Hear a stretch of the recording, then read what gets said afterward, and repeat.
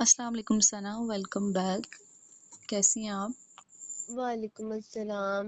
मैं ठीक हूँ।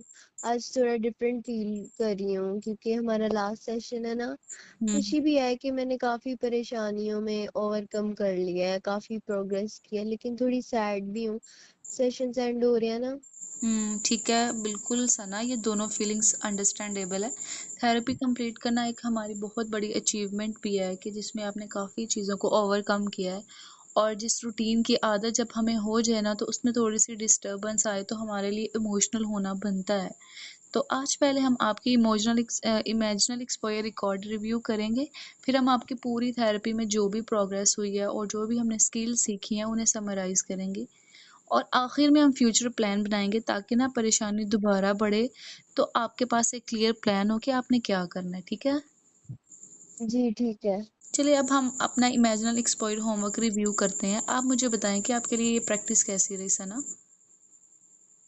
पहले दिन में बहुत डिफिकल्ट था। हुँ, पहले दिन जब मैंने किया था, फिर स्टार्ट पे मेरी परेशानी 75 थी, फिर पीक 85 गई और एंड पे 65 हो गई। लेकिन नेक्स्ट जब मैं दोबारा ट्राई करती रही ना, प्रैक्टिस करती रही, तो फिर चेंज हो गई। ठीक है सना। और जब आप प्रैक्टिस करती रहीं, तो क्या रेटिंग्स आई थी आपकी आइस कम होते-होते? मेरी रेटिंग्स स्टार्ट पर 45 थी, फिर 65 गई और एंड पे 35 या 40 हो गई। ठीक है सना, बहुत अच्छी प्रोग्रेस है आपकी। क्या पीरियड स्क्रिप्ट का कंटेंट आपने चेंज किया था? नहीं, सेम स्क्रिप्ट थी, बेटी की सीरियस इलनेस और मुझे टाइम पर पता ना चलने वाली। ठीक है सना, तो परेशानी कम हुई कि नहीं? हुई थी क्योंकि इसीलिए कि मैंने थॉट से मैं भागी नहीं थी। मैं पहले थॉट आते ही बेटी को चेक करती थी या हस्बैंड की तसल्ली लेती थी। एक्सपोज़र में मैंने थॉट को रहने दिया था। बिल्कुल सना, ये बहुत अच्छी बात है कि आपने प्रैक्टिस की। तो क्या प्रैक्टिस के बाद रिपीटेड चेकिंग भी की थी आपने? जी, पहले दिन मेरा बहुत हिल गया था, लेकिन मैं सिर्फ न नॉर्मल रूटीन चेक किया था। उसे बार-बार ऑब्ज़र्व नहीं था किया, फिर उसके बाद इंटरनेट सर्च भी नहीं किया मैंने। बिल्कुल सना, बहुत अच्छी आपकी और प्रोग्रेस जा रही है। तो इस सारी चीज़ों से आपने क्या सीखा था फिर? डिफ़िकल्ट थॉट का होना ये प्रूव नहीं करता कि वो सच है, और मुझे हर थॉट को फ़ौरन सॉल्व करना ज़रूरी नहीं है। हुँ, परेशानी कुछ देर रहकर खुद भी कम हो सकती है। ठीक है सना, आप काफ़ी ज़्यादा थकी हुई लग रही हैं और आपकी तबीयत ठीक है थोड़ी-सी? जी, मैं ठीक हूँ। ठीक है सना। चलिए अब ना हम अपना ओवरऑल प्रोग्रेस रिव्यू करते हैं कि आप थेरेपी जब लेने आई थी, तो तब क्या फ़ील कर रही थी और अब आप क्या कर रही हैं? अब मुझे बताएँ कि थेरेपी के स्टार्ट और आज की सिचुएशन कंपेयर करते हैं। जब आप पहले सेशन में आई थी और आपकी डिफ़िकल्टीज़ क्या थीं और अब जब सना आखिरी सेशन से जा रही है, तो उसने क्या-क्या चेंजेस महसूस की?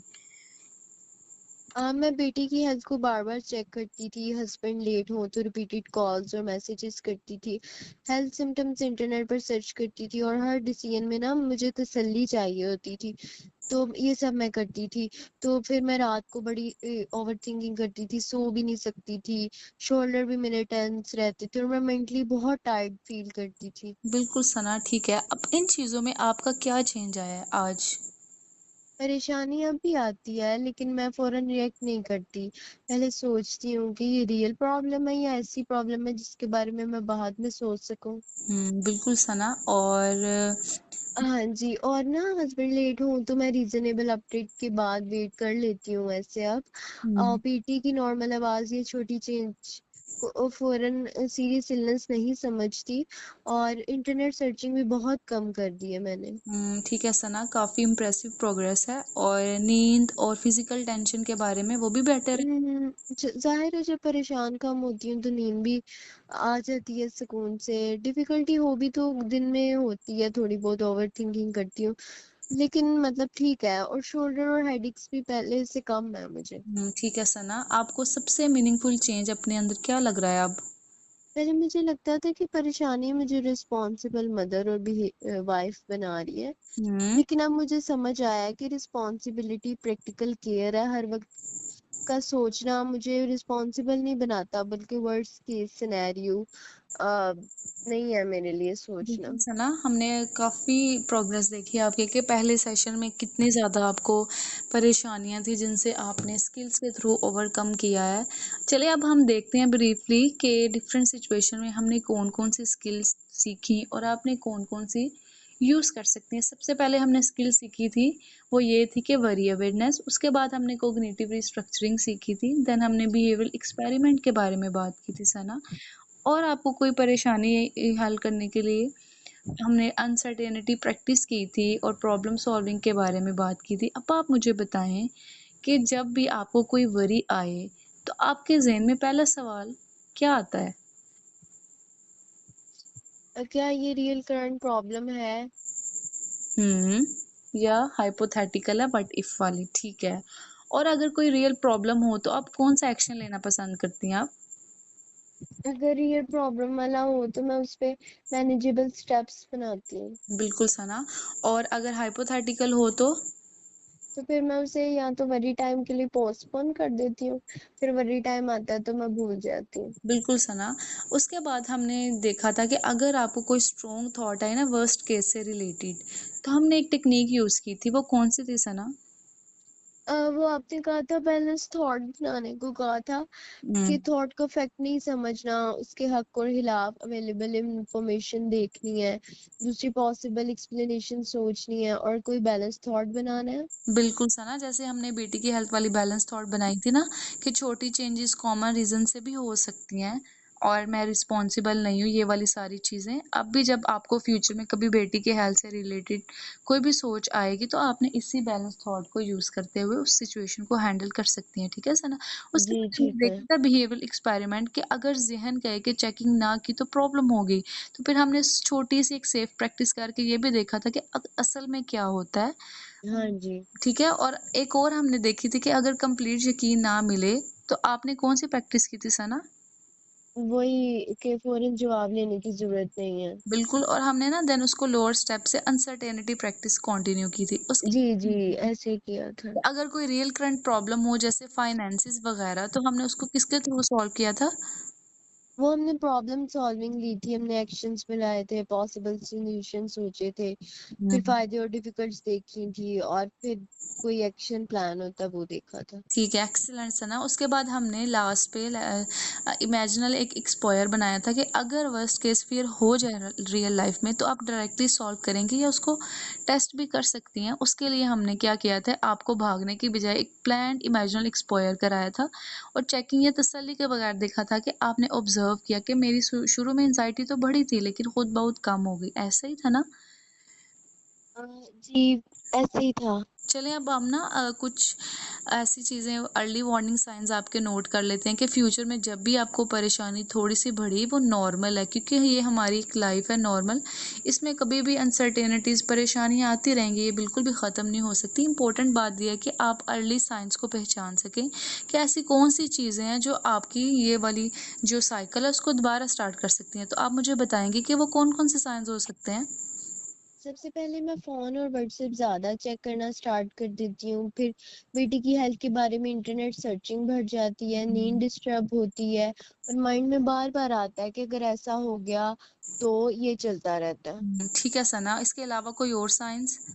मैं हस्बैंड या सिस्टर से भी सेम बात बार बार पूछती हूँ, छोटे डिसीजंस भी डिले कर देती हूँ, फिर मेरी ना टेंशन की वजह से शोल्डर्स भी टेंस रहते हैं। बिल्कुल सना, ठीक है। यानी आपके अर्ली वार्निंग साइंस ये हैं कि जब आप बार-बार कॉल मैसेजेस करेंगी, बेटी को बार-बार चेक करेंगी, इंटरनेट देखेंगी, सर्च करेंगी या बार-बार दूसरों से तसल्ली लेंगी, डिसीजंस अपने डिले करेंगी, जब आपकी नींद डिस्टर्ब हो जाएगी, मसल टेंशन होगी, तो ये सारे आपके अर्ली वार्निंग साइंस हैं, जो आपको बताएँगे कि जो आपका जो साइकिल है, जो आपकी वरी है, दोबारा से स्टार्ट हो रही है, ठीक है?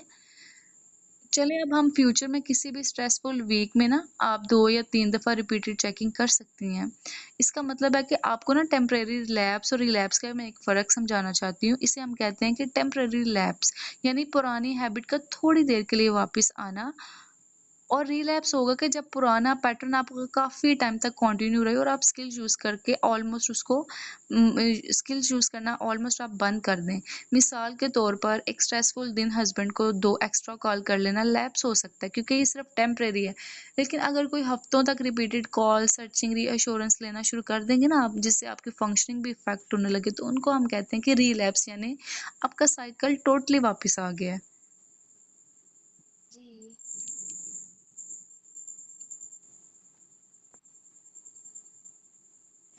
जी ठीक है, मुझे समझ आ रही है। ठीक है सना।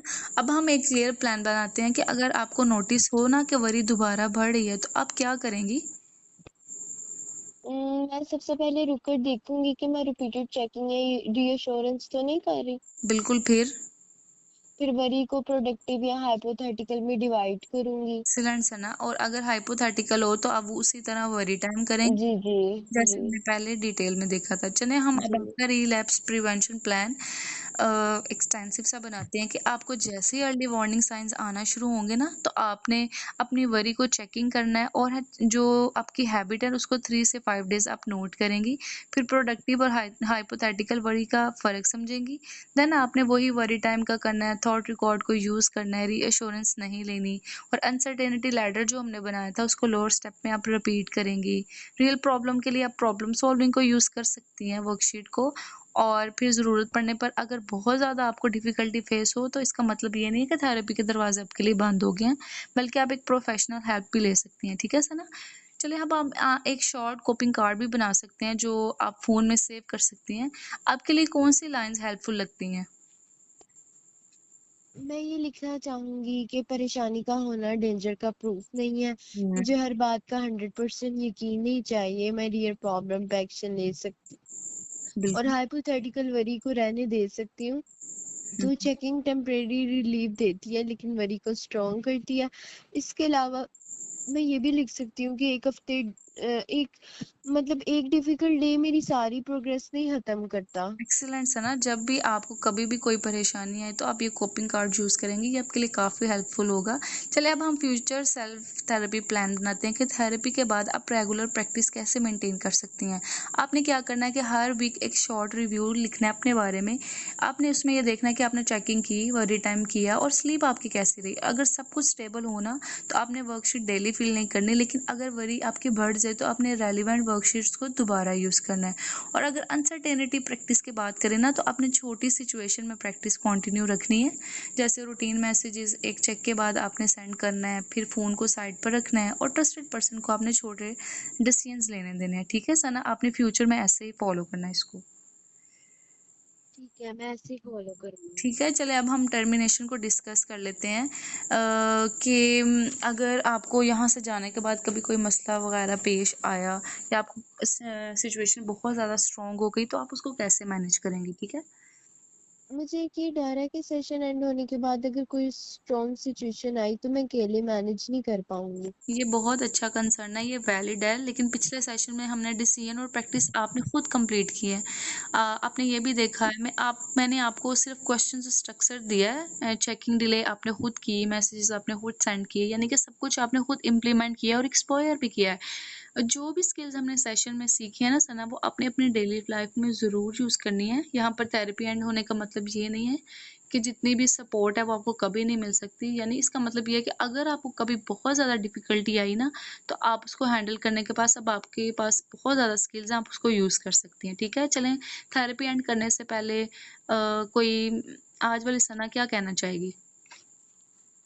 मैं उससे कहूंगी आज वाली सना को कि हर वरी को सोच मत समझो। तुम रिस्पॉन्सिबल तब भी हो जब तुम हर वक्त परेशान नहीं होती। तब अनसर्टेनिटी के साथ रह के तुम सब कुछ कर सकती हो और अगर कोई रियल प्रॉब्लम आए तो तुम उसे स्टेप बाय स्टेप हैंडल कर सकती हो। एक्सीलेंट सना, ये बहुत मीनिंगफुल मैसेज है। आपने अपने अंदर सबसे ज़्यादा यही प्राउड देखा कि आपने अपनी डेली लाइफ को बहुत अच्छा मैनेज करना शुरू कर दिया है और अब आपने इस थेरेपी से काफ़ी अच्छे आउटकम भी लिए। अब हम अपने सेशन को रैप अप करते हैं। हमने देखा कि हमने इमेजिनल एक्सपोजर, रिकॉर्ड रिव्यू किया, ओवरऑल प्रोग्रेस देखी, अर्ली वार्निंग साइंस देखे और रिलैप्स प्रिवेंशन साइकिल बनाया। टेम्परेरी लैप्स के बारे में भी हमने देखा। अगर कभी आपको फ्यूचर में डिफ़िकल्टी आई तो सना मुझसे रब्ता कर सकती है, मैं आपके लिए ऑलवेज अवेलेबल हूँ। ठीक है Sana? Thank you so much, आपने मेरे साथ बहुत कोऑपरेट किया और मेरी हर परेशानी को बार-बार सुना और उसको हल करने में मेरी मदद की। ठीक है सना, ये सब कुछ आपकी मेहनत है, मैं आपको इसके लिए एप्रिशिएट करती हूँ। अगर कभी फ्यूचर में आपको बहुत ज़्यादा लगे ना कि आपको हेल्प की ज़रूरत है, तो आप प्रोफेशनल हेल्प की ले सकती हैं, ठीक है? आपने थेरेपी के दौरान काफ़ी ऑनेस्टी और करेज के साथ काम किया है। आपको कई दफ़ा डिफ़िकल्ट सोचे भी हैं, आपने उनको डिस्कस किया, अपनी चेकिंग को चैलेंज किया और काफ़ी आपने अनकम्फर्टेबल प्रैक्टिसेस भी कंप्लीट की। इसके लिए मैं आपको काफ़ी ज़्यादा एप्रिशिएट करना चाहती हूँ, ठीक है Sana? Thank you so much. चलें, अब हम फिर कभी मिलेंगे अगर आपको ज़रूरत हुई, अदरवाइज़ तो हम दुआ करते हैं कि आपको कभी ज़रूरत ना पड़े। चलें सना, अल्लाह हाफ़िज़। हाफ़िज़।